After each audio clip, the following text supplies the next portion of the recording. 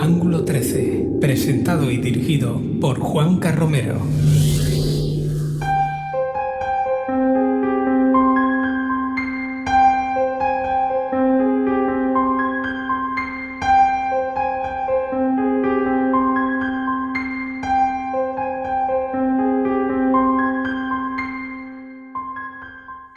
Sé bienvenido, bienvenida al programa Ángulo 13, programa número 281, el noveno de esta temporada. Vamos a tener hoy un programa realmente especial, lo hemos ido adelantando, anunciando a lo largo de la semana y creo que puede anclarte al sofá, puede anclarte a la silla, al asiento en el que te encuentras ahora, porque vamos a desgranar un episodio o una serie de episodios relacionados con fenómenos paranormales, apariciones, presencias, ruidos extraños, energías, movimientos, en fin, un conjunto de circunstancias que hicieron la vida de una familia concreta realmente complicada y difícil hace algunos años. Hoy vamos a abrir el que he bautizado Expediente Ofra. Iremos poco a poco poniéndonos en situación. Vamos a hablar en realidad de una casa con fenómenos paranormales, de una casa que muchos catalogarían de encantada, poseída, depende de qué circunstancias y qué fe proceses, puedes incluso denominarla como casa maldita, en fin, esas son pegatinas, son adhesivos que yo no me atrevo a poner, porque todos podrían ser válidos en uno u otro momento de esos episodios. Así es que te invito a que te quedes en el programa Ángulo 13, en esta emisión que comienza ahora.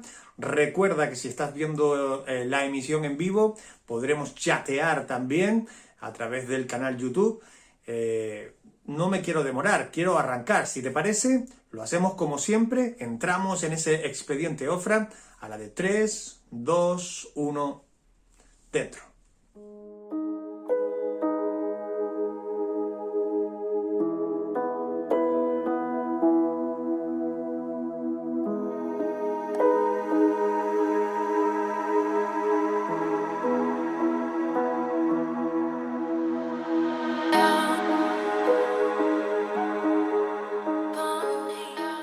Cuando nos referimos a fenómenos paranormales, es verdad que hay que delimitar muchos aspectos, muchos fundamentos que tienen que ver con esos hechos, con ese desarrollo de una historia concreta, de ese testimonio.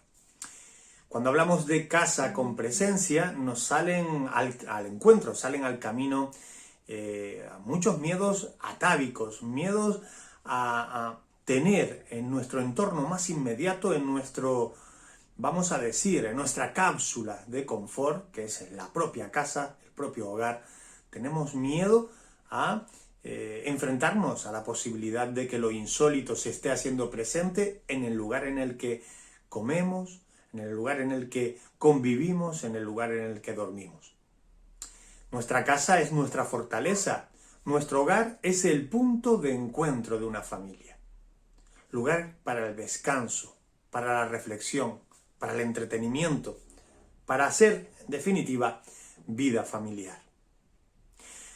Nuestro hogar, en ocasiones, y lo hemos visto, lo hemos comprobado en infinidad de expedientes, de casos que hemos comentado incluso en este programa Ángulo 13, digo, nuestro hogar también se puede convertir en el escenario perfecto para, vamos a decirlo así, para vivir la tragedia. Porque entiendo que a nadie le puede gustar que en su propia morada, en su propia casa, ocurran fenómenos extraños, ocurran fenómenos insólitos. Antes de adentrarnos en el expediente que nos ocupa en el programa de esta semana, el expediente Ofra, con todos los detalles referidos a ese expediente y además, en primera persona, tendremos el testimonio de Rosa C. en nuestro programa, testimonio, insisto, de primera persona. Antes de eso, sí me gustaría esbozar algunos casos referidos a este tipo de fenómenos. Porque es cierto que a lo largo de las décadas hemos escuchado, hemos leído, hemos visto incluso en programas de televisión, cómo en casas, vamos a decir, de gran solera, acontecían fenómenos extraños. Cuando digo casas de gran solera me estoy refiriendo a museos o sede de museos, antiguos conventos. Me estoy refiriendo incluso a lugares en los que, digamos, el paso del tiempo ha hecho mella, ¿no? Castillos abandonados, palacetes abandonados, grandes casonas que han quedado en mano de la desidia. Pocas veces nos planteamos la posibilidad de que el misterio se haga presente en una casa, vamos a decir, no solo habitada, sino además en una casa de simple hechura, en una casa particular. En un piso, por ejemplo, como en el que quizás estés viviendo tú ahora. Nuestra idea, quizás por el cine, ¿no? Quizás guiado por la literatura, nuestra idea siempre es imaginar grandes casas, enormes palacetes. ¿Se puede hacer presente el misterio en un piso? ¿Se puede hacer presente en un adosado, en un pequeño chalet, en una pequeña casa? ¿En una casa particular, como la nuestra, como esta, como en la que estás tú en este momento? La respuesta es rotunda: sí se puede hacer presente. E insisto, tenemos un montón de casos conocidos a nivel nacional e internacional y otros expedientes que no trascienden porque esa familia concretamente no desea hacer público nada en absoluto de lo que les ocurre, o simplemente porque el propio expediente no nos lleva, digamos, a determinar la posibilidad paranormal en ese lugar. Porque faltan ingredientes, datos, información, o porque simplemente el propio investigador pues desconfía del testimonio. Eso también ocurre y con bastante frecuencia. Aquí en Tenerife, donde yo resido, no son pocas las casas donde se afirma por parte de los inquilinos o propietarios que los fenómenos extraños se producen. Me viene ahora a la memoria, sin desgranar demasiado, pero un caso de una familia en Santa Cruz de Tenerife, en la zona en la que está, en la zona, digamos, de viviendas que están próximas al Teatro Guimerá. Bueno, pues ahí en ese piso, una familia compuesta por una abuela, su hija y la nieta, afirman, especialmente la nieta es quien ratifica haberlo visto, cómo la presencia de su difunto abuelo se aparece de forma constante, continuada, y en la que da determinados ingredientes que, en mi caso personal, hacen que no desconfíe. Ingredientes que la niña, con tan solo 8 años de edad, desconoce de su difunto abuelo. Ingredientes que no ha podido ver en un retrato, en una fotografía, en un vídeo, porque no existe ese retrato o ese vídeo. Casos como el de una tía con su sobrina, 2 señoras ya de una edad avanzada, en el municipio de San Cristóbal de la Laguna, concretamente barrio de San Benito, donde los fenómenos, vamos a decir, paranormales, sin ningún tipo de complejo, fenómenos paranormales acontecen en un principio, en un origen, exclusivamente en la cocina, puertas que se abren y se cierran en el mueble del altillo de la cocina, y que en la actualidad siempre, y en este caso ahora sí digo, según sus inquilinas, se ha extendido ese fenómeno por toda la casa. Bueno, este tipo de cosas ocurren. Es verdad que el cine nos ha vendido, nos ha ofrecido quizás una visión muy distorsionada de estos asuntos, ¿no? De seres espectrales que salen de la pantalla de televisión, de paredes que sangran, de extrañas sustancias mucosas que salen de los techos y paredes, cuadros que se inflaman de forma espontánea. Este tipo de cosas el cine lo ha sabido aprovechar. Extraños ruidos, golpes. Ahí empezamos a reconocer algunos de los ingredientes, vamos a decir, más evidentes y palpables dentro de la casuística paranormal en las viviendas. El expediente que vamos a conocer esta noche, este expediente referido a un piso situado en el populoso barrio de Ofra, amplísimo barrio conocido con el nombre de Ofra, en la isla de Tenerife. Ese es el escenario donde acontecen estos hechos. Debo decirlo, nos vamos a trasladar a algunas décadas atrás. Nos vamos a trasladar a la década de los 70, que es cuando esta familia adquiere ese piso.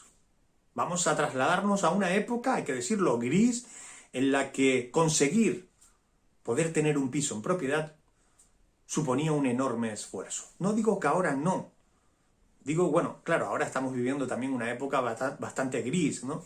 En ese sentido podríamos encontrar similitudes, pero estamos hablando de la década en la que Franco todavía estaba vivo. Raquítico, pero vivo. En ese decorado, en ese populoso y amplio barrio conocido con el nombre de Ofra, en un piso de uno de los edificios que hay en ese barrio, en el piso 12 de ese edificio, es donde acontecen los hechos que vamos a descubrir, que vamos a conocer esta noche de viva voz. Te pido, vamos a decir, tu complicidad, tu paciencia y también, digamos, tu fidelidad a este programa. Te pido eso para que dejes lo que estés haciendo en este momento. Igual no son las horas, tienes cosas que hacer, preparar una cena, no lo sé.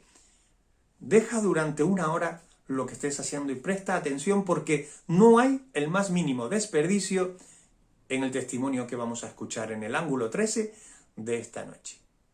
Así es que no me demoro más, entramos en materia, vamos a profundizar en el expediente Ofra, entramos en un caso realmente insólito, un caso de incluso violencia paranormal que sufre toda una familia.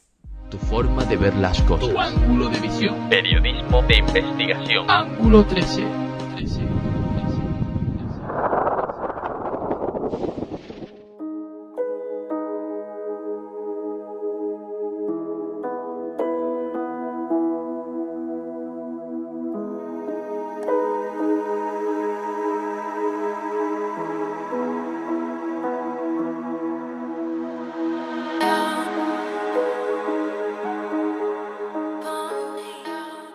Cuando me pongo a hablar con Rosa C. con nuestra testigo, lo primero que quiero saber es cómo era esa vivienda, en qué entorno está esa vivienda hasta donde podemos contar y sobre todo cómo llegan a esa vivienda, en qué momento entran a vivir en esa casa, cómo era la propia casa. Estamos hablando de una vivienda que se construyó en los años 70, 71. La familia fue la primera residente en ella, o sea, fue un piso de nueva construcción. Nos mudamos allí en el año 73 y la zona no estaba urbanizada, o sea, se construyeron los edificios y no había nada alrededor. No habían calles, carreteras, solo había una carretera principal que pasaba por Somosierra, por Ofra, pero vamos, no había nada urbanizado. Es un piso alto, el piso 12, tiene en cada piso hay 4 viviendas, o sea, estamos hablando de un piso de 48 viviendas y nosotros vivíamos en el piso 12 y compartíamos pues la planta con 3 viviendas más. Es un piso grande de 106 metros cuadrados, tiene 4 habitaciones, un baño, un aseo, un salón, un zaguán, una solana y un balcón grande. Hombre, éramos 6 personas, así que claro, necesitábamos un piso grande porque era mi padre, mi madre y nosotros los 4 hermanos. Lo primero que te encontrabas era un zaguán, una salita de recepción, que daba a su vez al salón, que era bastante amplio, y a la izquierda había una puerta en el salón que daba a la cocina con su solana, y el salón daba acceso al balcón que cogía casi todo el frontal de la vivienda. A la derecha del salón había un pasillo largo, y a cada lado del pasillo había, pues, en un lado un baño y un aseo más pequeño, una habitación, y en el otro lado habían 2 habitaciones. Y en el fondo estaba la habitación de matrimonio, la habitación más grande. Era un piso bastante amplio. Hemos escuchado que se trata de una vivienda familiar, como otras muchas, que con esfuerzo, con mucho trabajo, compra una familia para que sus integrantes puedan vivir cómodamente, o por lo menos de forma, vamos a decir, unida y familiar. Un piso al uso, sí, amplio, pero un piso al uso para la década de los 70. Una familia que con ese esfuerzo del trabajo, pues encuentran un lugar donde vivir, un lugar que ya de alguna manera siembra ciertas desconfianzas o ciertas malas energías en algunos de sus integrantes. Ahora quiero conocer un episodio que yo creo que de alguna manera es el desencadenante de todo lo que va a ocurrir después. Como en otras muchas historias, como en otros muchos casos, entra en juego el maldito tablero, o así muchos lo denominan, de la Ouija, al que nunca llamaremos juego, simplemente el tablero Ouija. Y ese tablero entra en escena, como casi siempre ocurre, con afán de pasar un rato entretenido. A mí me gustaría conocer de primera voz, de primera mano, qué ocurrió o qué recuerda nuestra testigo sobre ese concreto pasaje, sobre ese momento de por qué se hace una Ouija, en qué contexto y en qué momento, y sobre todo, qué ocurre en el momento en el que se celebra esa sesión de Ouija. En cuanto a la sesión de Ouija que se realizó en el piso, tenemos algunas discrepancias. Sé que la hicieron algunos de mis dos hermanos mayores. Mi hermana, la mayor, me dijo que ella no había sido. Mi hermano mayor no me ha dicho nada porque él realmente no quiere participar mucho de esta historia. Entonces yo supongo que tuvo que haber sido él quien la organizó con sus amistades.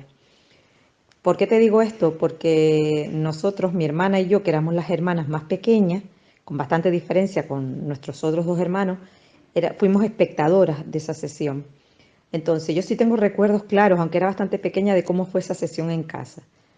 Fueron bastantes personas, hablamos de unas 10 personas. Supongo yo que la organizarían en plan de fiesta, en plan de vamos a jugar a esto, vamos a experimentar, vamos a reírnos un rato. Y bueno, pues trajeron un tablero de Ouija, se preparó el salón de la casa, se pusieron velas, se creó un ambiente, por así decirlo. Se puso el tablero de Ouija en el centro del salón, se apartaron un poco los muebles y algunas personas de las que asistieron fueron las que pusieron la mano o el dedo encima del vaso. Un vaso transparente, lo recuerdo bastante bien, de uno que tenía mi madre allí, imagínate, un vaso cualquiera. Entonces pusieron todos sus dedos allí, no todas las personas que asistieron, sino unos cuantos, y empezaron a hacer las típicas preguntas de Ouija. ¿Estamos solos? ¿Quién está ahí? ¿Puedes respondernos? Bueno, y así transcurre un poco de tiempo, no muy largo, entre que, bueno, aquello no pasa nada. Pero de pronto el vaso empieza a llenarse de humo, como las películas, tal cual. El vaso se llena de humo en forma de espiral, eso lo recuerdo, es lo más claro que tengo, ver la imagen del tablero y el vaso. El vaso se empieza a llenar de humo, se empieza a poner blanco, blanco, blanco, hasta que estalla, literal, se rompe. Los fragmentos son diminutos, pequeños, o sea, muy pequeñitos. Las velas se apagan y como un soplido, como una corriente de aire, y bueno, y ahí empieza, pues, se acaban las risas, se acaba la fiesta y empieza realmente el miedo, ¿no? Rápidamente se encienden las luces, se comprueba que el vaso se ha hecho añico, se piensa también en la posibilidad de que nuestros padres nos encuentren allí o encuentren fragmentos de aquello, nos pregunten, se hace una limpieza un poco exhaustiva, se mueven los muebles para intentar recoger al máximo los trozos de vidrio, pero son tan pequeños, eso sí lo recuerdo, era súper difícil barrerlos o recogerlos. Y solo mi hermano o mi hermana decían, ay Dios mío, cuando mamá o papá vea que falta el vaso y se empiecen a encontrar cristales por todos lados, tenemos que recogerlo todo muy bien, todo muy bien. Incluso meses después aparecían algún resto y es verdad que mi madre decía, ¿y este resto de vaso y este resto de cristal? Porque lo que más me llama la atención es que el vaso se disolvió, se hizo añico, fueron trozos diminutos, no quedó nada de él prácticamente. Tremendo el testimonio que nos ofrece Rosa de primera mano. Nuestra testigo, claro, evidentemente, tirando del hilo de los recuerdos infantiles, tirando del fino hilo en ocasiones de la memoria, refresca, recupera con todo lujo de detalles sus recuerdos sobre aquella sesión Ouija, con un prototipo, con unos arquetipos, vamos a decir, siempre presentes, como el vaso que se llena de humo, ese vaso que revienta. A partir de ese momento, los fenómenos paranormales de tipo desconocido se empiezan a extender por la casa. Y hay lugares muy concretos, como la cocina o uno de los pasillos, el pasillo principal de la casa, donde, digamos, lo extraño, lo insólito, lo inquietante se hace fuerte. La casa siempre tuvo mal rollo, por así decirlo. Mi madre, cuando fue a visitarla por primera vez, ya nos confesó, muy pasado el tiempo, que nunca le gustó. Tuvo una mala sensación cuando entró por primera vez en aquella casa, se lo manifestó a mi padre. Lo que pasa es que la decisión de la compra de la vivienda realmente fue un deseo de mi padre. Digamos que contó poco con mi madre. Él estaba convencido que era una buena compra, que era una buena vivienda, pero no hablaron realmente para ponerse de acuerdo, o si nos gustaba a los dos o no, sino un poco lo hizo por su parte. Y sí es verdad que con mi madre lo cuenta así, nos lo dice, que ella nunca le gustó aquella casa. Entonces, los fenómenos yo creo que siempre estuvieron allí. Desde muy pequeños o desde muy jóvenes, todos empezamos a notar pues ruidos. Un fenómeno que todos vimos y que todos pudimos presenciar eran sombras que paseaban, entre comillas, por la casa, cruzaban de habitación. De repente tú estabas en la cocina y te girabas porque notabas a alguien y veías algo pasar. Siempre eran sombras difuminadas, cuerpos, ¿no? Sabías que eran como personas, pero realmente no le podías poner pues ni color a la ropa, no, era algo más difuso, pero sí es verdad que notaba su presencia. Los ruidos de los muebles, puertas que se cerraban, muebles que rodaban. El pasillo era como un ir y venir de pasos y correteos, ¿no? De gente corriendo o de gente caminando fuerte, que se oía bastante a menudo si estabas en las habitaciones o si estabas en la cocina.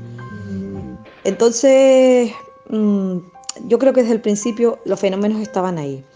Y yo le doy bastante credibilidad a todo esto, no al margen de que yo lo haya vivido en mi propia piel, ¿no? Y yo lo haya visto y lo haya oído y lo haya sentido, de que todos vimos lo mismo.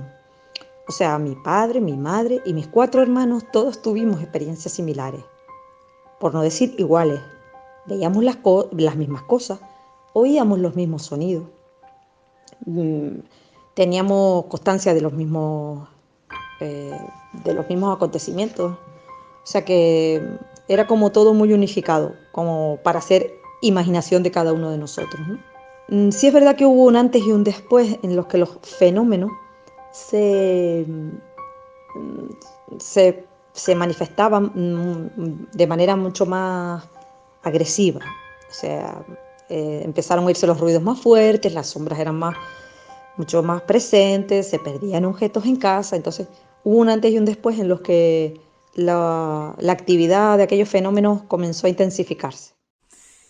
Imaginemos solo por un momento lo que puede sentir una familia que empieza en sus inicios, empiezan a tener percepciones extrañas, a escuchar sonidos que achacan a algo, vamos a decir, siempre normal, algún vecino que da un golpe, alguien del resto de la familia que a lo mejor ha movido algo. Pero aquello empieza a ser tan evidente que comenzamos a descartar que tenga un origen, vamos a decir, lógico. Empezamos a descartar que esos sonidos que provienen de los techos de la casa tengan que ver con personas que corren o caminan en lo alto, porque es el último piso del edificio con una azotea inaccesible. Si hay un lugar dentro de una casa que a mí por lo menos siempre me ha resultado inquietante, es el cuarto de baño. Quizás porque en ese lugar es donde más indefensos nos podemos sentir, es el lugar donde nos despojamos de las ropas, donde vamos a decir, nos clausuramos dentro de una bañera envueltos por agua. también en esta casa, también en este expediente Ofra, tenemos que contar, tenemos que hablar, desarrollar algunos de los hechos que ocurrieron, no solo en la casa, sino concretamente en el servicio, en el baño, en uno de los baños de la casa. Mientras me bañaba en el baño más grande de la casa, pues de repente se funde una bombilla, lo normal y lo típico, a medio bañar. Me estaba duchando, estaba mojada y de repente se va la luz. Yo me duchaba con mi puerta cerrada y claro, bueno, eso que, ay, se apagó la luz, no, das aviso a los demás de la casa que se fundió la bombilla del baño, no sé, te pones, te secas y cuando sales fuera y buscas alguna linterna o alguna cosa para alumbrar qué es lo que se había roto, te encuentras con que la bombilla no está. No es que se haya estropeado, caído, a lo mejor se cayó, no estaba. Físicamente había, entre comillas, desaparecido. Es como si la bombilla la hubieran quitado, se hubiera esfumado, por así decirlo, y no estaba físicamente allí. La buscamos, la busqué. Hombre, eso era bastante extraño, porque claro, se pueden estropear las cosas y ya está, ¿no? Se funde una bombilla, se pone otra y listo. Pero que la bombilla en cuestión que se ha fundido o estropeado no esté, es lo poco raro.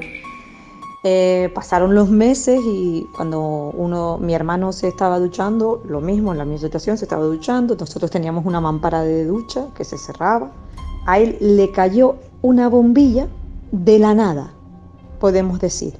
Se estaba bañando y le cayó en la ducha una bombilla.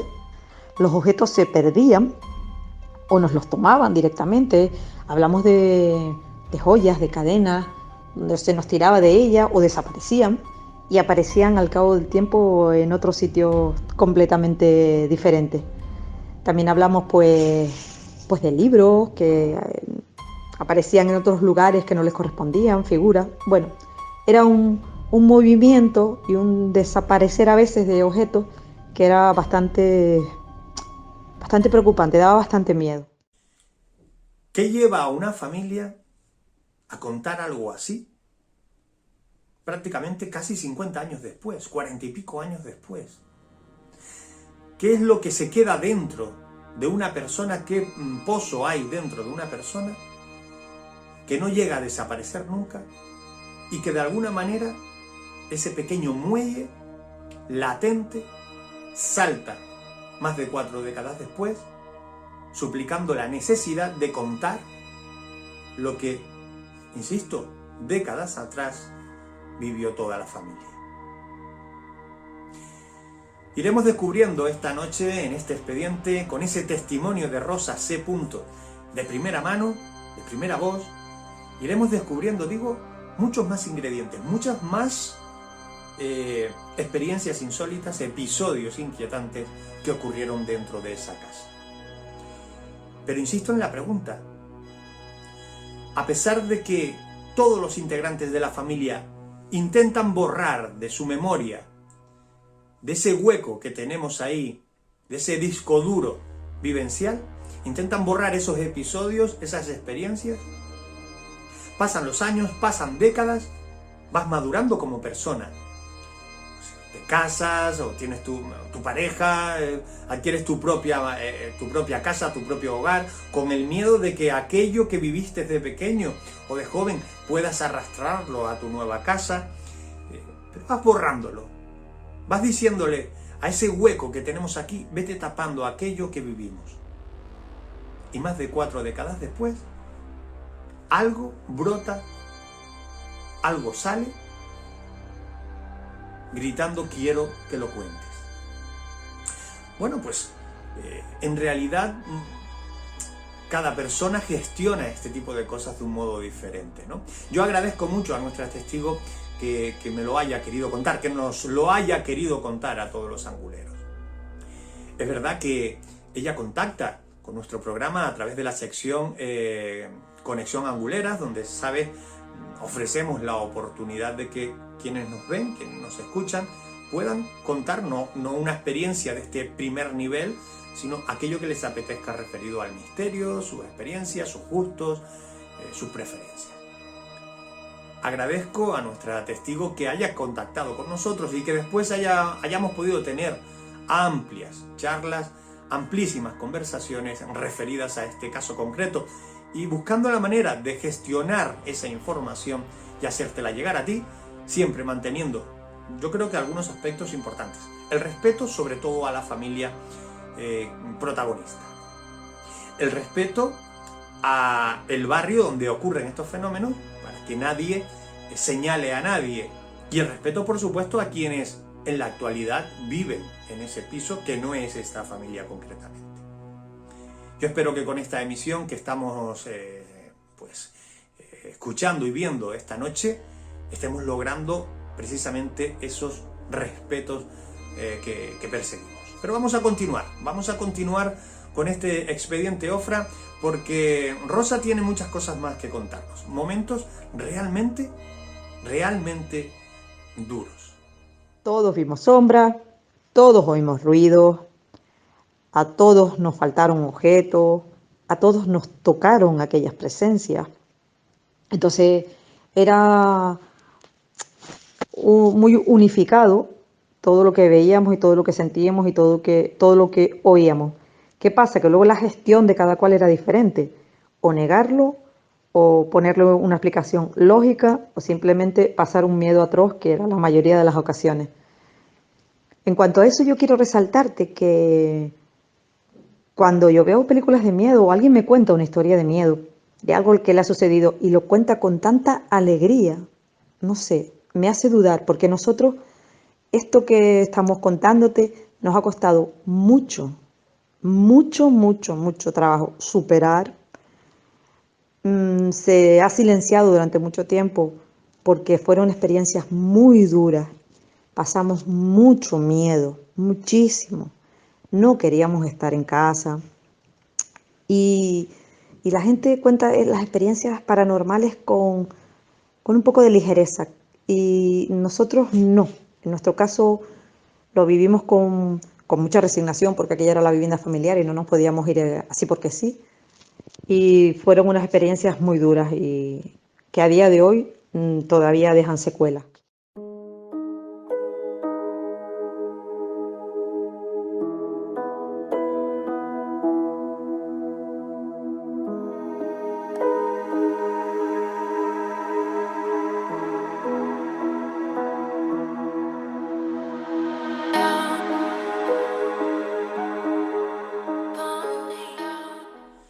Hombre, yo me planteo lo siguiente, ¿no? Llegados a este punto, donde toda la familia vive de forma constante este tipo de sucesos paranormales, yo me pregunto qué papel jugaron los vecinos en esta historia.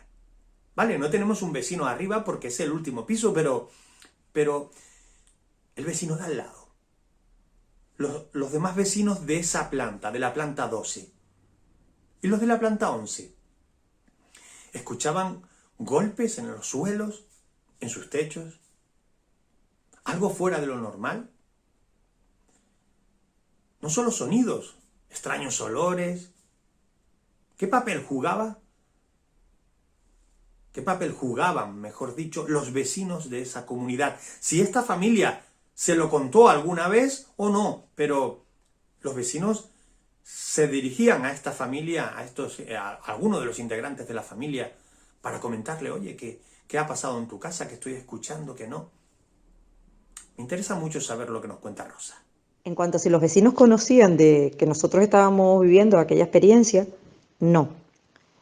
Siempre fuimos una familia, o nos inculcaron también nuestros padres bastante, de ser discretos, de no poner las cosas de casa fuera.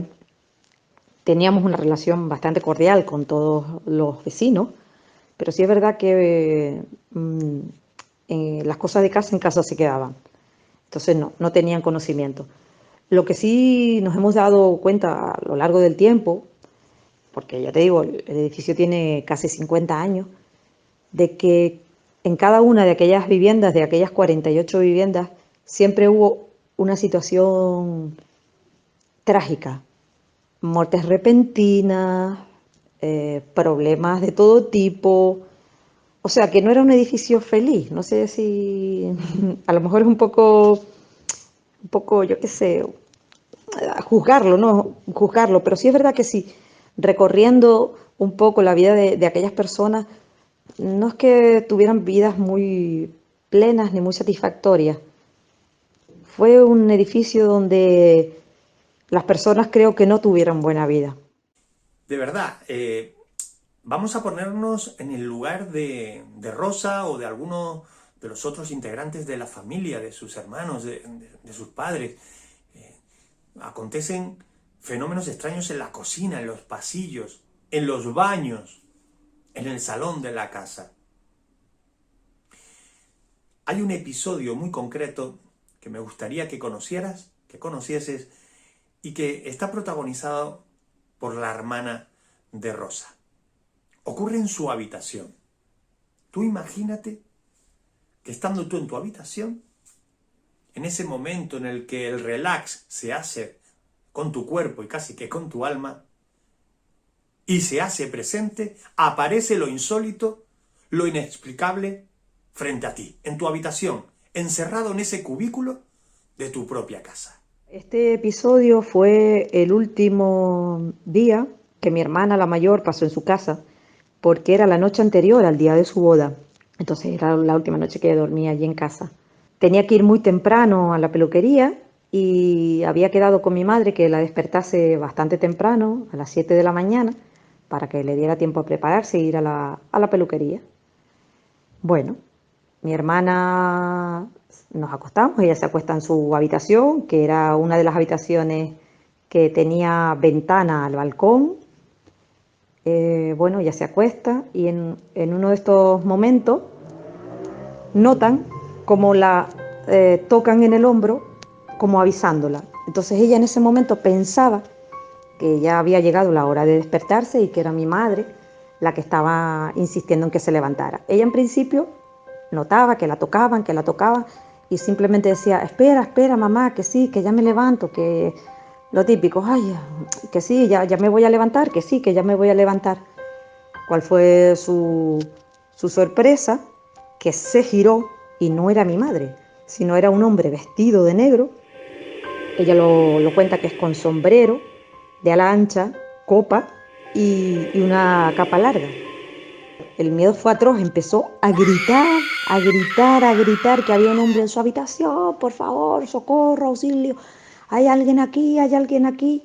Ella no se podía mover, estaba paralizada de aquel hombre que la sujetaba o que la tocaba, y eso es lo que ella cuenta desde dentro. Y nosotros desde fuera, imagínate el escándalo, nos levantamos todos de golpe, todos fuimos a la puerta de su habitación, y lo más llamativo es que la puerta no tenía cuchillo.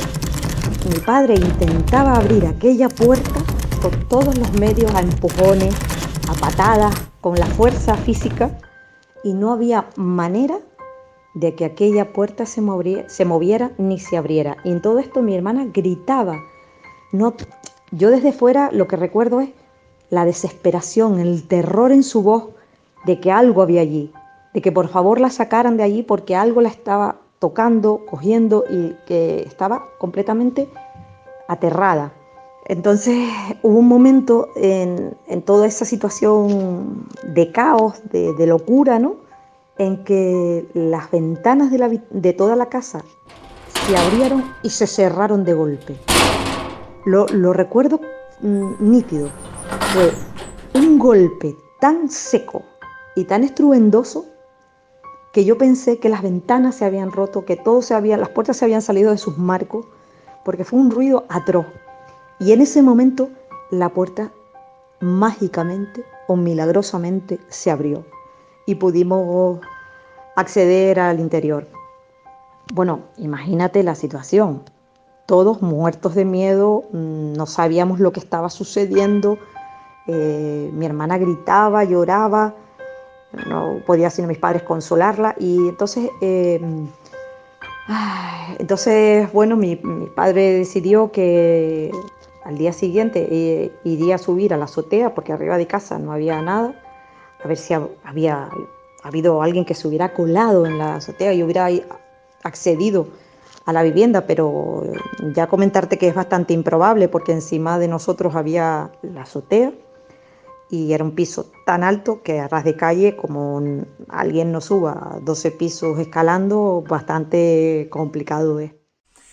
Tremendo lo que estamos escuchando esta noche, tremenda la vivencia de Rosa y su familia en ese piso 12, en esa vivienda en el populoso barrio de Ofra, en Tenerife. Seguimos avanzando, seguimos escuchando lo que nos tiene que contar, seguimos desarrollando este expediente que sin duda es uno de los más insólitos y llamativos que he podido escuchar a lo largo de prácticamente 3 décadas de recorrido.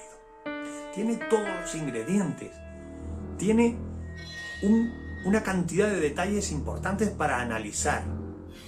Esta noche prácticamente es un programa de 1 hora, quizás un poco más, pero de muchas horas de conversación con Rosa.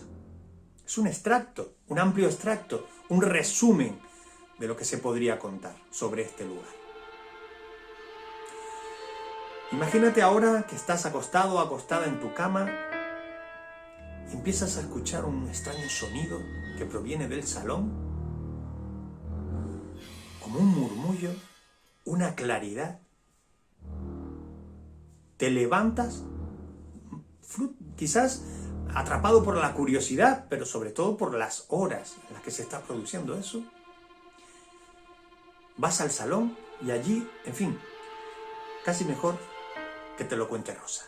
Era de noche, estaba durmiendo yo en mi cama y de repente me despertó una claridad y unos sonidos que procedían del salón.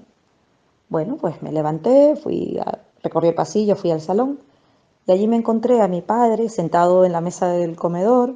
Teníamos un mueble que era la pared que compartíamos con el otro vecino, un armario grande, y ahí teníamos un equipo de música como los que se utilizaban antes, de torre, o sea que tenían el display para las cintas, el dial para la radio y arriba del todo pues tenía el tocadiscos, ¿no? Para poner los discos y tal. Y bueno, era un aparato que había dejado de funcionar hacía bastante tiempo y bueno, lo teníamos desconectado de la corriente. Lo teníamos allí porque era bastante grande y bueno, lo que pasa, no nos queremos deshacer de las cosas. Y el equipo pues no funcionaba. ¿Cuál fue mi sorpresa? Que le digo, pero papá, ¿y qué haces aquí? Y dice, no, que la radio ha empezado a sonar. Pero digo, ¿pero cómo que ha empezado a sonar? Sí, mira, ha empezado a sonar. Y efectivamente había corriente en aquel aparato porque el dial estaba encendido. La luz del dial se veía claramente, ¿no? Y se oían voces a través de los altavoces. Eran unos altavoces grandes que teníamos puestos en la pared, en alto, uno a cada lado de la pared, ¿no? Y eran unos altavoces bastante grandes, lo que se llevaba antes. Y no era la radio, no era música, no era un locutor en las noticias, eran conversaciones de personas, una conversación normal, como si estás en la calle y oyes a gente hablar a tu alrededor. Bueno, eso es lo que se oía. Y yo recuerdo que lo primero que hice fue mirar por detrás del mueble para ver si el aparato seguía desconectado de la corriente. Y así era. El aparato no tenía electricidad. Estaba caído su enchufe en el suelo y el aparato estaba desconectado.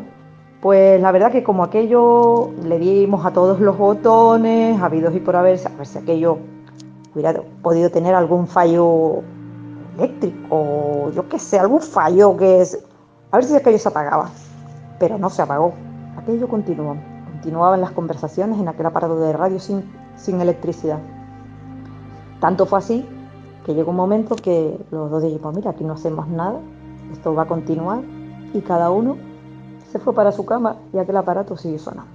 Es curioso como a veces damos también normalidad a estas situaciones, pensamos que bueno, quizás no sea para tanto, quizás todo se pueda explicar, y bueno, nos fuimos a la cama pues porque no había nada que hacer. Sí es verdad que en los días sucesivos Yo le pregunté a un amigo de mi hermano, sin contarle el suceso.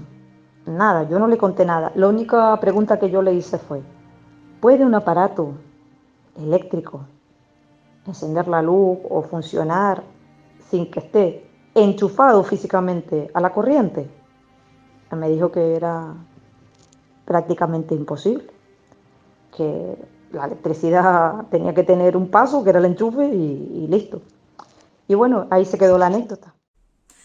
Tremendo el pasaje y sobre todo, ya no solo los hechos que se producen, ¿no? Ese aparato desenchufado, aparato de música que todos tuvimos en nuestras casas, unos aparatos de música voluminosos, que iban por la red eléctrica, que a pesar de estar desenchufados, suena, después de muchos años sin funcionar, de muchos años estropeados, ese padre perplejo frente al aparato, preguntándose, ¿qué es esto? ¿Qué está ocurriendo? ¿Cómo se pone esto a funcionar de repente? Pero si es que no le llega la corriente. ¿Qué está ocurriendo? Y esa hija que se acerca a su padre lo ve perplejo también. Ella queda atónita frente a lo que ocurre. Busca una solución, busca un remedio, desenchufa. No hay que desenchufar, está desenchufado. Pero está funcionando ese aparato añejo.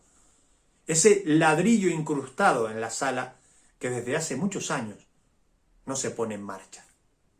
Y se va a la cama, no digo dándole normalidad a aquello, simplemente buscando una respuesta, al mismo tiempo que el sueño la busca a ella. Las habitaciones, qué importantes son los hechos que ocurren en habitaciones. Hemos hablado a lo largo de los años, largo y tendido, de esos incubus o esos sucubus, esos demonios que vienen a llevarse tu alma, tu energía, a hacerse con tu espíritu, dirían algunos. Las habitaciones, esos lugares idóneos para que se desarrollen hechos como estos. Me pica la curiosidad y quiero saber si Rosa vivió en primera persona, algo paranormal. Si su habitación se convirtió en algún momento incluso en el escenario de lo insólito, en primera persona. La experiencia paranormal para mí, una de las más fuertes, porque viví dos bastante fuertes. Una de ellas es que mi hermana y yo compartíamos habitación, teníamos una cama a cada lado y en el centro teníamos una mesa de noche y teníamos una radio pequeñita, y nos gustaba oír la radio por la noche. Siempre nuestros padres nos decían que era muy tarde, que apagáramos la radio, que era muy tarde, que por favor dejáramos la radio ya y nos acostáramos. Y eso fue un día más de otros.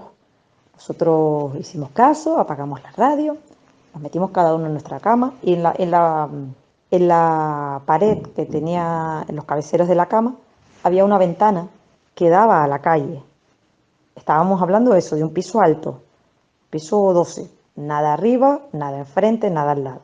Nos metimos en la cama y de pronto, ya cuando habíamos apagado la luz y nos acabábamos de acostar, o sea que estábamos despiertas, no estábamos en el duerme-vela, no, estábamos despiertas, tocaron en la ventana de la habitación. Decirte que todas las ventanas de la casa tenían persiana y en ese momento la persiana estaba bajada. O sea que el sonido del nudillo se oyó en el cristal de la ventana, como sonando, como intentando dar un aviso, ¿no? Como alguien que, oye, mira, tocaron en la ventana. Y tal fue el terror de mi hermana y yo que salimos disparadas corriendo de aquella habitación. Nosotros siempre nos reímos entre nosotras porque decimos que fue tan rápido lo que salimos de aquella habitación que ni nos tocamos. Salimos las dos por la misma puerta al mismo tiempo y ni nos tocamos, porque huimos despavoridas ante aquello. O sea, fue horrible. Piensa, ya te digo, que es un piso alto.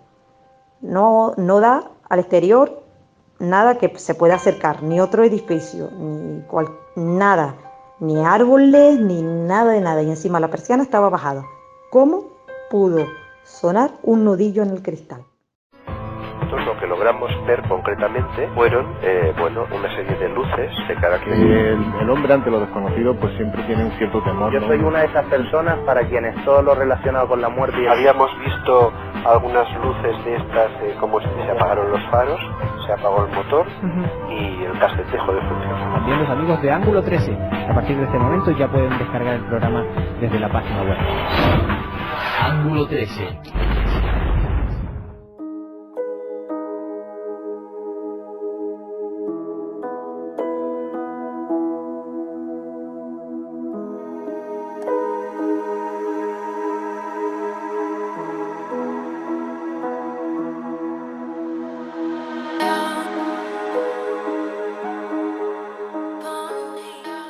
Me pongo a pensar, intento ponerme en el lugar de esta familia, en el lugar de nuestra testigo, y yo no sé cuál sería mi reacción. No sé, plantéatelo tú. Recuerda, estamos, si estás viendo este programa en vivo, estamos también en directo, en vivo, con nuestro chat en el canal de YouTube. Deja tu comentario, tu parecer sobre lo que estás escuchando en la emisión de esta noche de Ángulo 13. Tremendo el testimonio de Rosa. Tremendo, potentísimo lo que ocurre dentro de esa vivienda familiar. Pero no fue lo único. Seguían pasando los días, las semanas, los meses, y lo insólito, lo extraño, esas entidades se van adueñando de la casa. Otros fenómenos que veíamos, pues lo típico. Ibas a la cocina, todo se movía, y todo se movía, literal. Se abrían los cajones, las puertas se abrían, las sillas se rodaban, se caían libros, las cortinas flotaban como si hubiera ahí una corriente de aire y estuviera todo abierto. Fueron muchísimos. Otro de los fenómenos también que yo viví en primera persona fue mi visitante de dormitorio. Creo que ya te lo comenté en algún programa que tú tuviste en el confinamiento. Yo tenía mi propio visitante de dormitorio. Hubo una época bastante larga en la que yo me despertaba a mitad de la noche y me veía a una persona sentada en una silla que yo tenía para poner la ropa a los pies de mi cama. Y era horrible. O sea, era un miedo, era terror ver a aquella persona sentada allí. ¿Yo qué hacía? Pues sudar de miedo directamente. Me tapaba, como las películas, me tapaba y decía, no, tiene que desaparecer. Y sacaba la cabeza de las sábanas y aquella persona seguía allí. Y yo me aferraba a la idea de que aquello tenía que desaparecer. Hasta que pasadas las noches, cuando vi que el fenómeno se repetía, tomé una decisión. Digo, mira, yo cojo la manta o la sábana, me envuelvo en ella, paso por su lado y me voy a dormir a la habitación de mi madre. Fueron muchas noches así.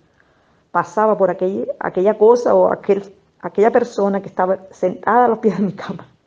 Nunca interactuó conmigo, es verdad, pero sí es verdad que estaba allí. Entonces yo pasaba a su lado tapándome para no mirar y me iba a dormir al dormitorio de mis padres. Y allí no me dormía al momento, sino temía que aquella cosa o aquella persona se levantara de aquella silla, cruzara el pasillo y se reuniera con nosotros en la habitación. Da mucho miedo contártelo, incluso ahora que han pasado tantos años. Van transcurriendo los días, las semanas, los meses, aquellos fenómenos que no se van, que no hacen tregua, que de forma constante están presentes en la casa. Cuando pasan unas horas, quizás algunos días sin que ocurra nada, la familia mantiene la tensión porque no sabe en qué momento va a volver a ocurrir algo.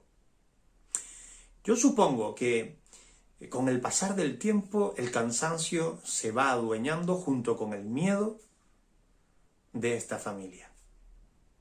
El cansancio, el hartazgo,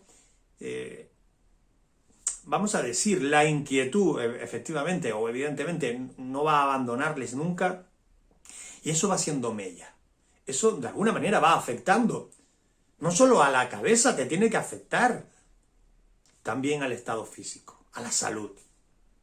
Precisamente sobre eso le pregunto a Rosa, si le afecta o le afectó a su salud todo aquello que estaba ocurriendo en su casa. Ya yo tendría por lo menos entre 12 y 14 años, ya mi salud empezó a deteriorarse. Hombre, yo también pienso que toda aquella tensión se fue acumulando también, ¿no? Porque era, ya te digo, era mucho miedo y eran unas situaciones demasiado ilógicas para alguien sostener durante tanto tiempo. Entonces mi salud se empezó a ver mermada, pues comía muy poco, estaba muy delgada.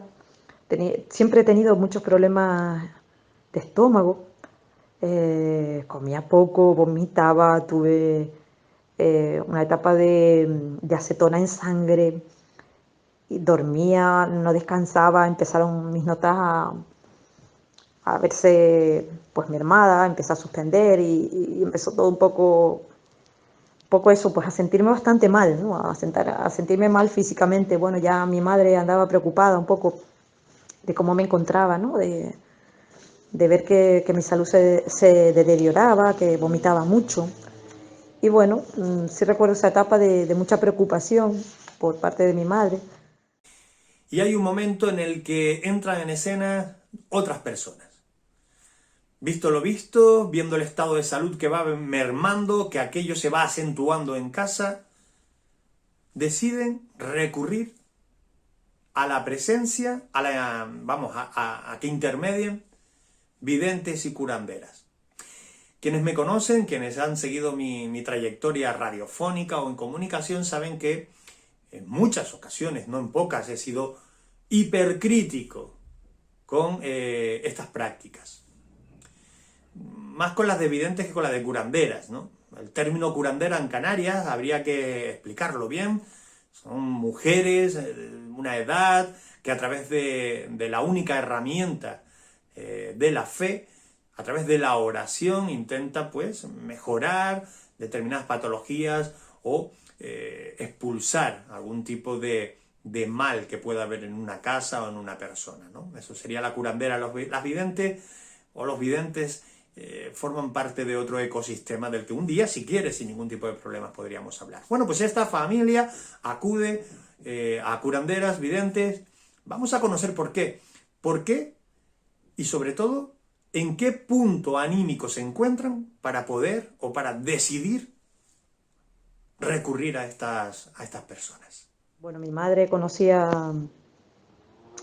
a una persona en una tienda de confianza a la que compraba, y esa persona a su vez le recomendó pues a una curandera que vivía muy cerca de nuestra casa.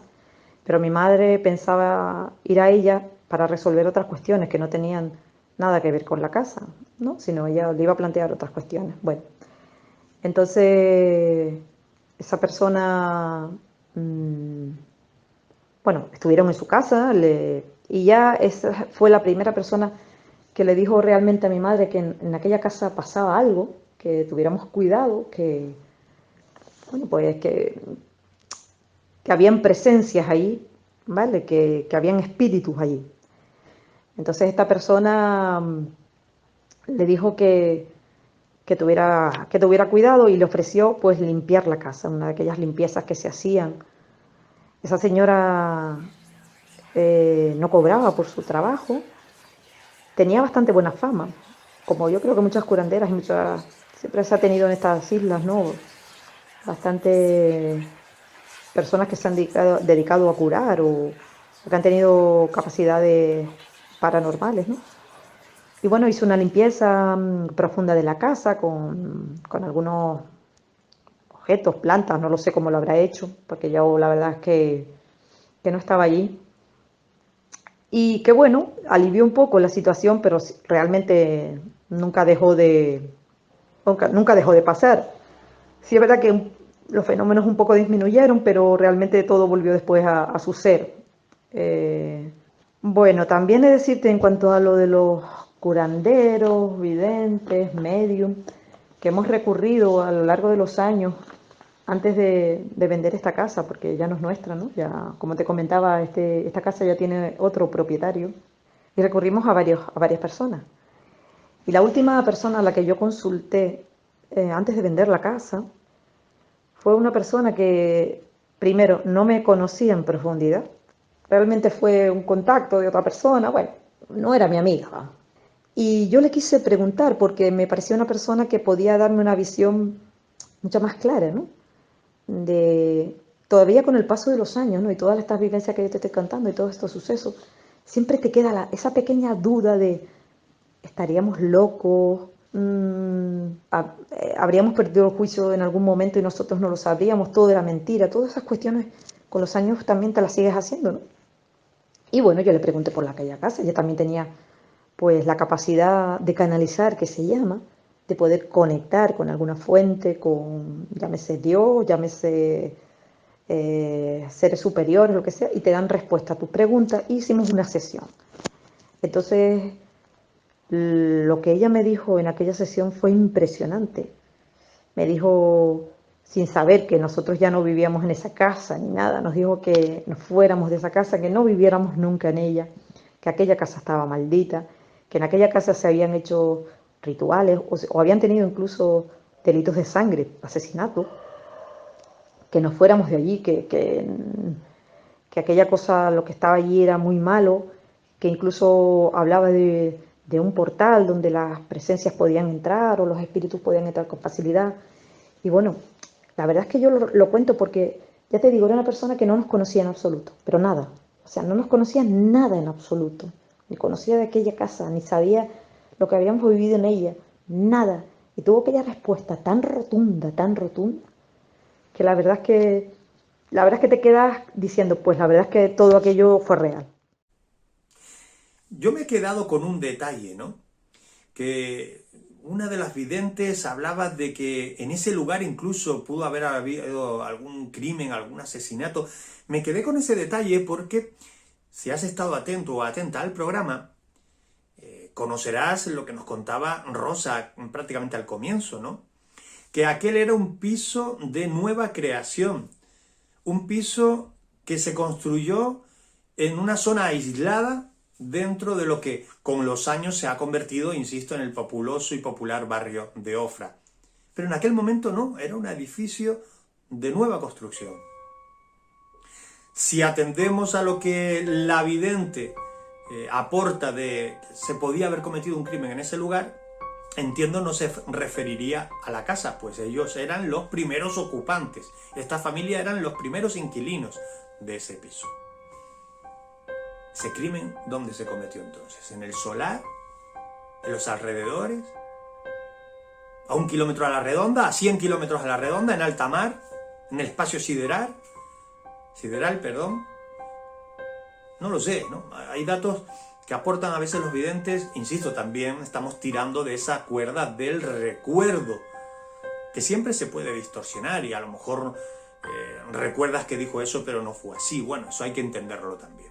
En cualquier caso, siguen aconteciendo los fenómenos paranormales en la casa y hay un momento en el que la familia dice: hasta aquí llegamos, hasta aquí, basta, nos vamos de casa, vamos a tener que dejar el piso.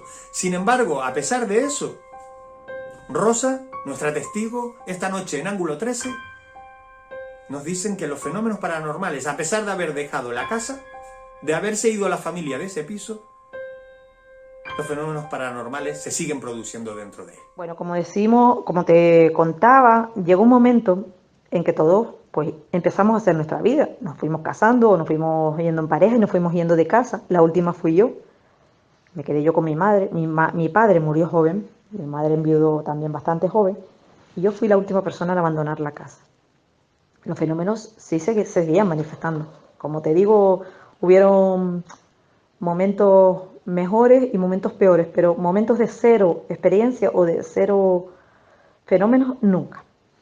Entonces, bueno, llegó el momento de también yo independizarme y bueno, me fui a vivir sola y mi madre se quedó allí.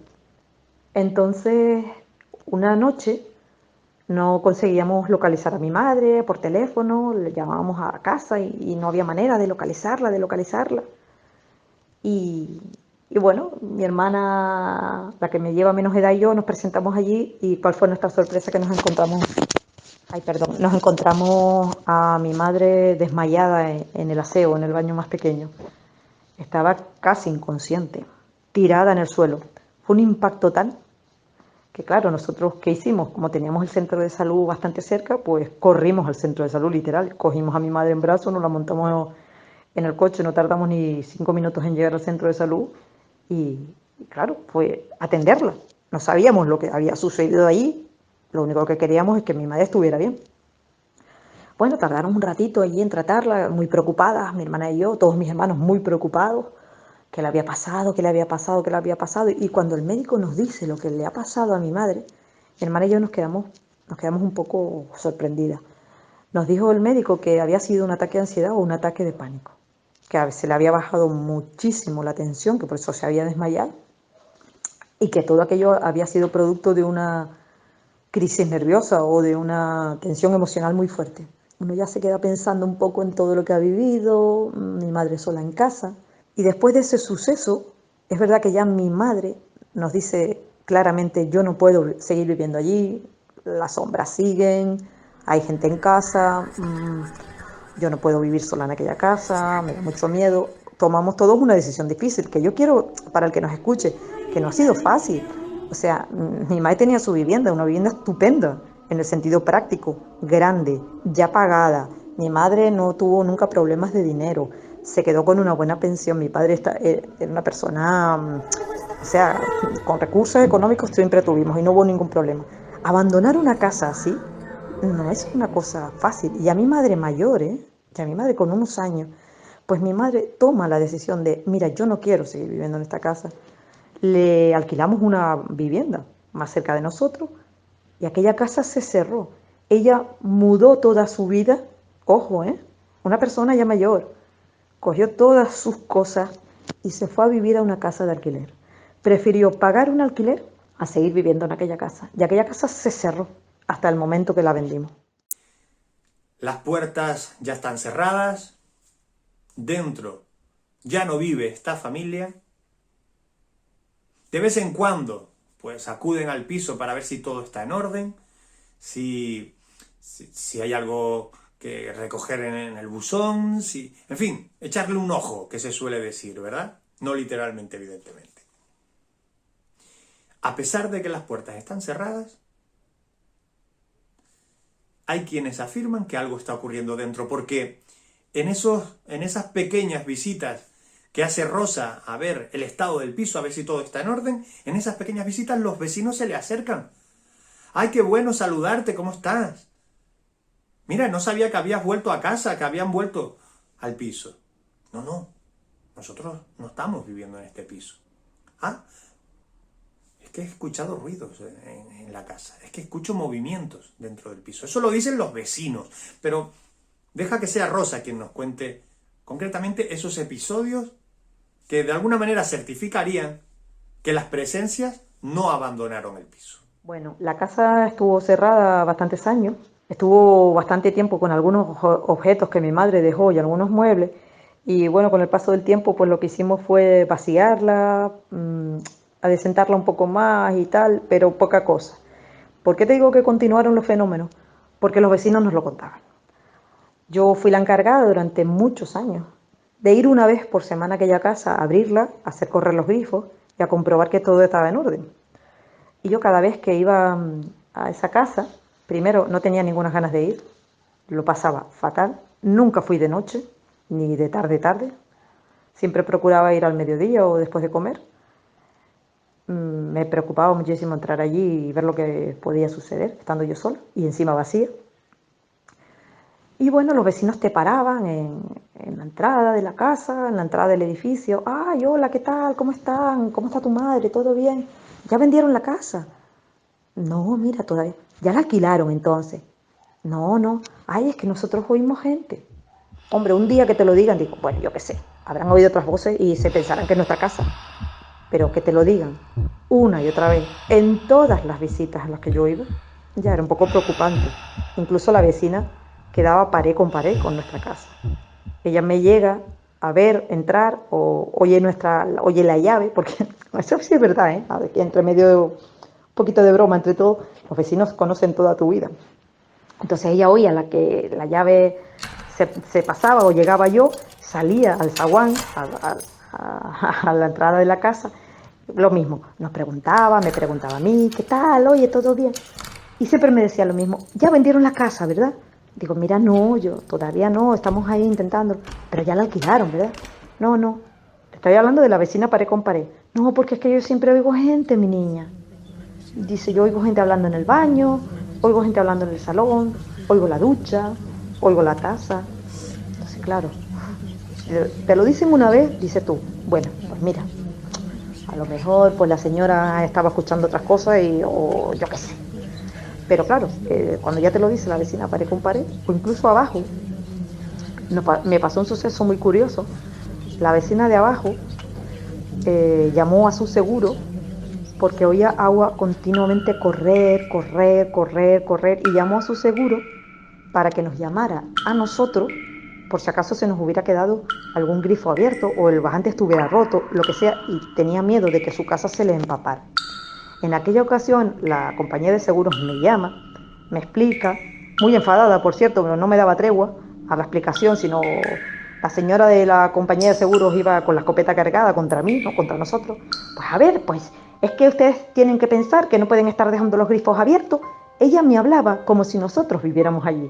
Porque claro, todo el día el agua corriendo, yo creo que claro, así está la propietaria preocupada, porque si se va a hacer un embolsamiento, no me dio tregua, me saltó toda la retahíla de que nosotros estábamos como haciendo una dejadez con el agua, como que aquello estaba todo el día, y le digo, mira, en primer lugar, yo si quieres voy a la vivienda y compruebo que está todo bien. Y ella me dice, ¿cómo que vas a la vivienda? Digo, sí, estamos hablando de una vivienda que está vacía.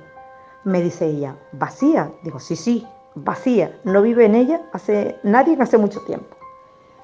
Y otra cosa a destacar, nosotros tenemos la llave de paso siempre cerrada para evitar accidentes.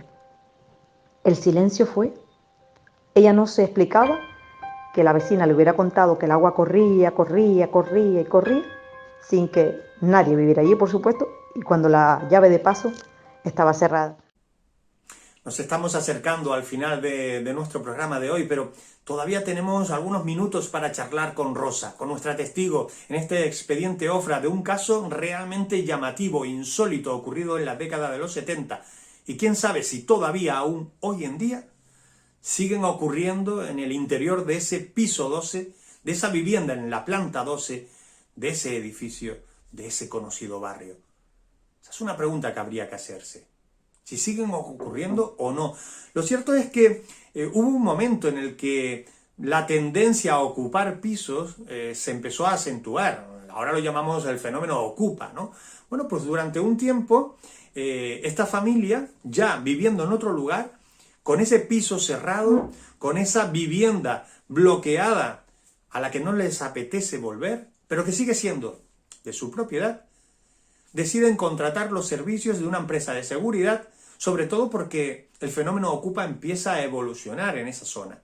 Se está metiendo gente a vivir en las casas ajenas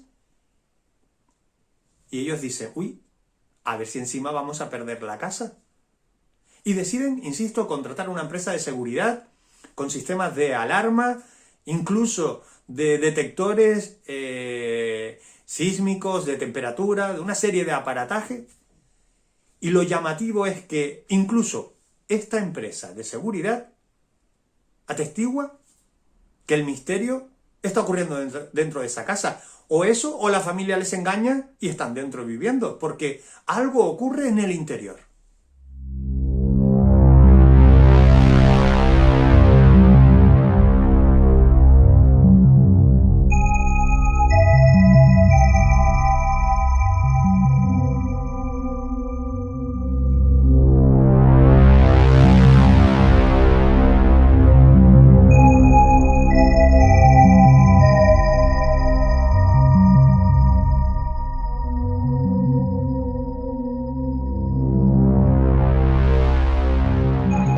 Por hecho por B que estaban vigilando la casa y de que querían ocuparla. Y bueno, decidimos entre todos poner una alarma. Una alarma, llegó el técnico de la alarma, muy bien, la instalamos varios sensores en la puerta de entrada, en el balcón, aunque él nos decía que era un sitio completamente inaccesible, el balcón, ¿no? Pero que estamos hablando de una altura considerable y que no tenía nada alrededor. Pero bueno, pusimos bastantes sensores, nos gastamos un dinerillo ahí y nada, pusimos nuestra alarma. Y la alarma empezó a ser un problema porque saltaba todas las semanas como 3 o 4 veces. Al principio era como una anécdota. pensamos y pensaba la compañía de la alarma que podía haber sido un problema de instalación. Entonces, fueron visitas y visitas y visitas. Yo a casa con el técnico para que revisara el sensor. Yo a casa con el técnico para que revisara el sensor sísmico. Yo a casa con el técnico para que revisara el sensor del halcón. Bueno, fueron visitas. Cuando ya la compañía de alarmas vio que todo estaba bien y la alarma continuaba saltando, ya empezaron a intentar dar explicación o incluso hubieron algunas llamadas preocupantes. Saltaba la alarma y me decían, ¿ustedes tienen mascota en casa? Y yo le decía al operadora que me atendía en el salto de la alarma, no, mire, nosotros es que no vivimos allí. Y me decía, pues yo estoy viendo como una mascota, algo pequeño que pasa entre el sensor y la puerta, algo pequeño que pasa entre el sensor y la otra puerta. Se ven sombras, pero no son personas. Sí es verdad que hubo 2 saltos importantes en el que me dijeron que iban a avisar a la seguridad privada, incluso a la policía, porque habían visto personas. En ese entonces yo tuve que ir físicamente a la casa, porque ellos me dijeron, en lo que va a la seguridad privada o lo va a la policía, por favor, usted compruebe que no... Físicamente tiene que ir allí a ver si es verdad que han abierto la puerta. Lo de los saltos de alarma fue tremendo. Yo incluso le propuse a mis hermanos que cambiaran el número de teléfono del aviso, que no fuera siempre yo, porque fue una tortura. Todo el día aquella alarma sonando, de noche y de día, muchísimas ocasiones. Conservo los emails por si los quiere, de los saltos de alarma, y tengo como 500, como 457, los miré el otro día, de todos aquellos avisos que hubieron en la casa con la alarma. Ya estoy viendo el chat, cómo se va moviendo, cómo vamos opinando, preguntando, afirmando y negando, es decir, interactividad total en este ángulo 13 de esta noche, en esta emisión monográfica sobre un caso realmente llamativo e insólito ocurrido en la isla de Tenerife. Antes de acabar el programa, sí, no me gustaría irme sin saber algo, es decir, bien, esta familia vivió en primera persona, en sus carnes, padeció, sufrió, experimentó lo insólito en su propio cuerpo, en su propio hábitat. Hay un momento en el que ya no quieren vivir en esa casa y me pregunto, ¿esa casa la vendieron? Es decir, está ocupada hoy en día por otra familia. ¿Sabemos algo sobre esa familia? ¿Sabemos si los fenómenos extraños se están produciendo dentro de ese piso, dentro de esa casa, con esa nueva familia? ¿Qué nos quiere decir el misterio? ¿Que el misterio, los fenómenos paranormales se van con las familias? No, nuestro testigo no habla de que estén viviendo actualmente lo insólito. Aquello quedó atrás, quedó allí, en la planta 12 de ese edificio del barrio de Ofra. Suelen decirse frases como blanco y en botella, si lo paranormal no se fue, ¿acaso es que se quedó? ¿Las familias que viven actualmente dentro de esa casa están viviendo lo mismo que vivió Rosa y su familia? ¿O lo paranormal se desvaneció desde el momento que la familia abandonó la casa y ahí quedó la historia? Sabemos que no, porque esa empresa de seguridad atestigua con informes, con llamadas, atestiguan que, aun estando cerrado el piso, seguían ocurriendo cosas allí. Te estarás preguntando ahora, bueno, la familia que vive actualmente en ese piso, ¿qué tiene que decir? Primero vamos a escuchar lo que nos tiene que decir Rosa. La casa tiene otro propietario y si sabemos o no si están sucediendo cosas allí, ni lo sabemos ni queremos saber. Egoístamente no queremos saberlo, porque imagínate tú que el propietario nos llame un día y nos diga, es que mira, yo sé que es una cosa muy rara lo que te voy a preguntar, pero... y empieza a contarnos. Egoístamente para nosotros eso sería un retroceso hacia atrás y una responsabilidad también, porque a veces hemos tenido conversaciones, ¿no?, entre nosotros, decimos, si vendimos la casa con todo aquello dentro y a alguien le pasa algo allí, de verdad, le pasa algo, imagínate la culpa. Por eso no queremos saber.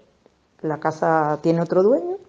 Espero que estén felices allí, que estén contentos y que no vivan todas las situaciones que vivimos allí.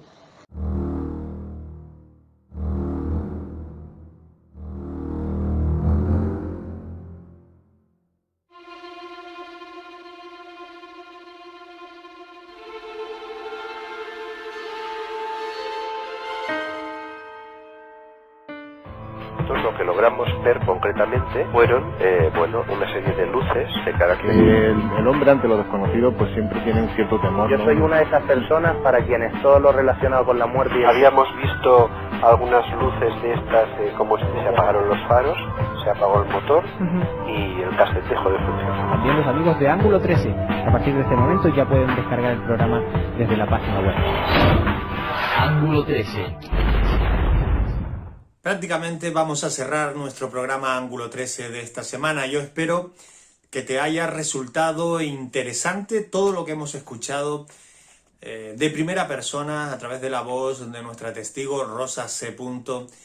Lo que vivió ella y toda su familia en ese piso, en esa vivienda particular que puede ser como la tuya o como la mía.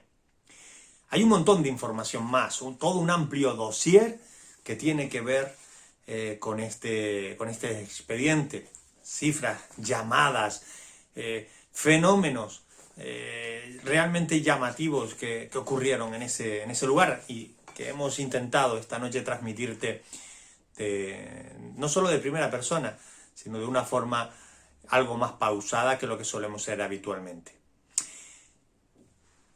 Para quien se esté preguntando si este expediente lo damos por cerrado, efectivamente y evidentemente no.